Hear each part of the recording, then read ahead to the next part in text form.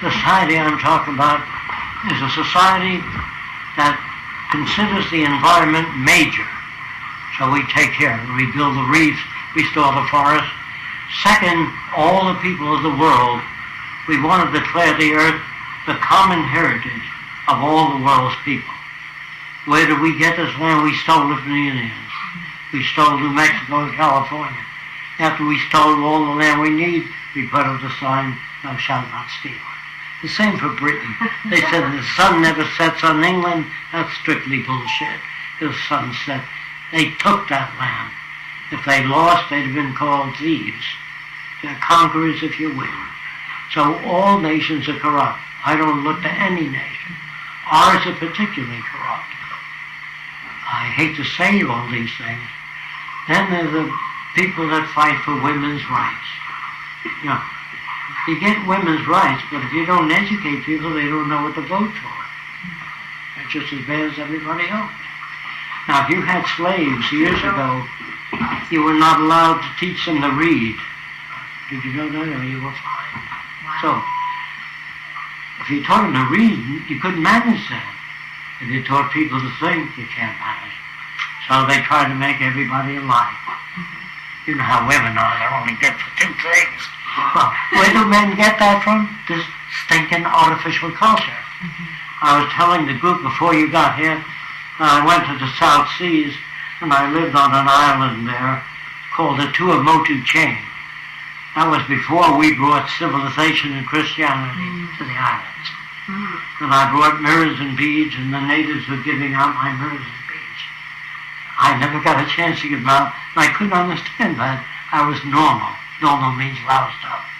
So I said, what are you doing here? And they said, well, you've got too many mirrors and too many beads. So they get knocked to each other. I understood that 3 days later when the old men pulled in fish. And they threw fish to anybody standing there. They didn't say, you owe me $1.50, you owe me $3. They just threw fish. And they fed me and they took care of me. They were very nice. And anyway, no commercialism. That's a resource-based economy.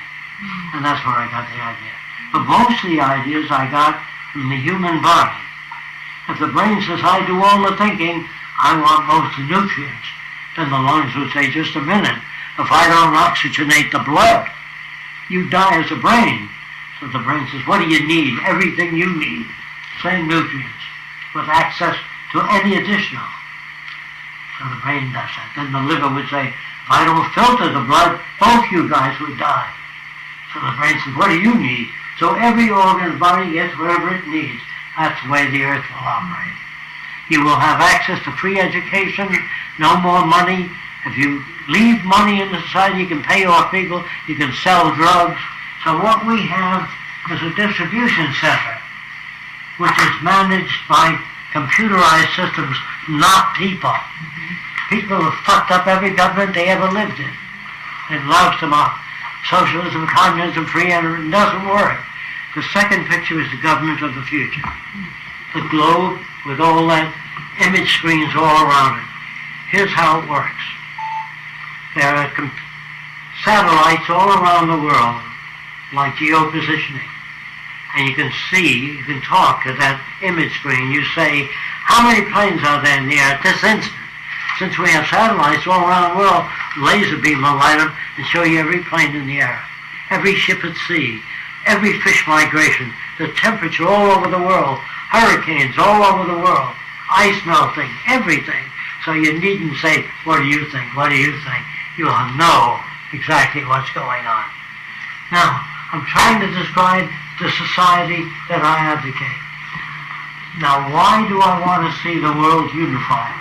That means the end of war, the end of killing. Because when you kill people in another country, their kids remember that and they grow up and they remember what you've done. In India, they call it the law of karma. Cause and effect. What you do as a... Well, it isn't always so nice as they put it. You sometimes get killed in the process. And when you sacrifice your son in war, you're doing a pretty stupid thing because you didn't know that if I conscript you to serve in the army, I should conscript all the war industries so no one makes a buck out of war. Then it's real. Do you understand what I'm saying? If you guys leave here and you don't talk to people, I have no power at all. So if you get the videotapes in our books, show them to other people, discuss it. And when they say to you, does Fresco make all the decisions? No one makes any decisions. We take samples of the soil, analyze it. The Department of Agriculture says it's best to grow sugarcane with this soil. That's no opinion. That's a finding.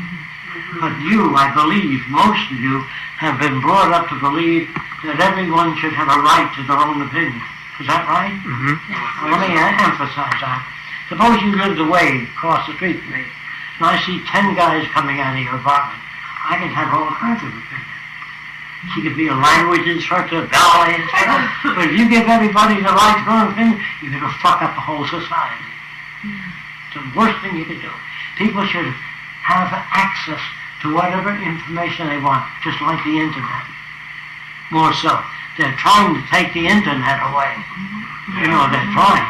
If they ever succeed, I feel sorry for the civilized, so-called civilized world. There's no civilized world. There can't be. Because being civilized is an ongoing process. Do you know what that means? Like an electrical engineer of 75 years ago couldn't get a job today. So he's intelligent. Then, today he's not. So there's no such thing as an intelligent person. It's an ongoing process. Do you understand what I'm saying? Yes. Anybody have any questions? Don't be polite. If there's anything you don't understand, interrupt me right in the middle. And if there's anything you're not sure of, don't be polite. Politeness is a custom that holds civilization back. Okay? So you have to say what you have to say here. Okay, now, I approached some children before you girls got here. I don't think you got this.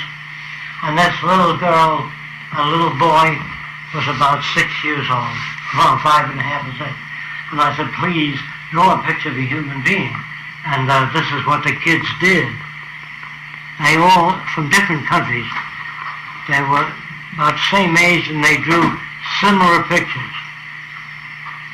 And I said, is there anything you can add to that? And they did something like this.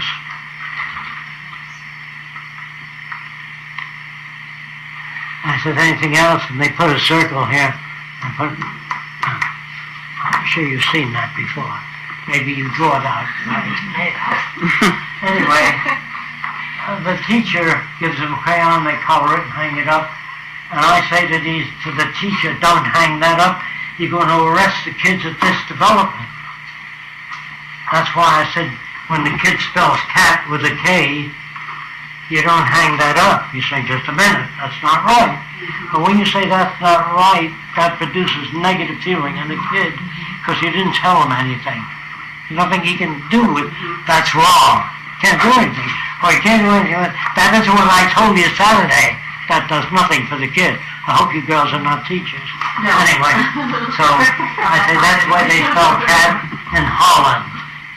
That's be correct. Right. So when the kid, we say you're very close to the kid, it's just this that we change. That's information. So the kid comes back with the C facing the wrong way. And I say, much closer, isn't it? We turn the C around so the A can fit in.